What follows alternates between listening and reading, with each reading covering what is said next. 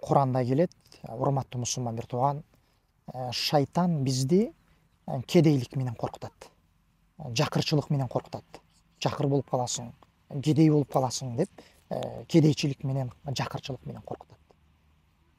Эгерде инсан шайтандын ушул азгырыгына түшүп, ушул азгырыгына азгырыла турган болсо, анда бул алымдар айткандай, бул адам өзүнүн мойнундагы акыларын дагы бербей баштайт.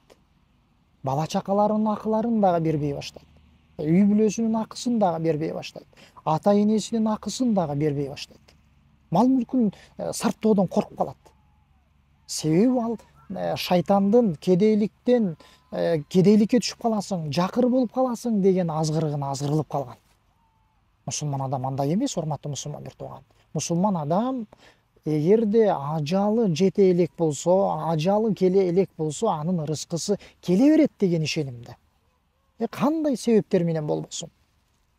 Эгерде айтканыбыздай инсан шайтандын ушул азгырыгына кедей болуп каласың, кедейликке барып каласың деген азгырыгына азгырылып кала турган болсо, айтканыбыздай мойнундагы акыларын дагы бербей баштайт.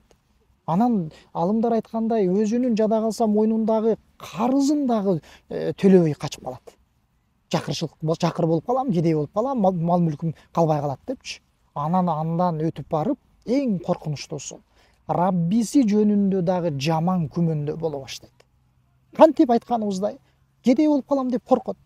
Раббим мага ырыскы берет деген ишенимден алыстап кетет. Аллах Таала ырыскы берип турат, Аллах өзү гана ырыскы берүүчү деген ишенимден алыстай баштайт.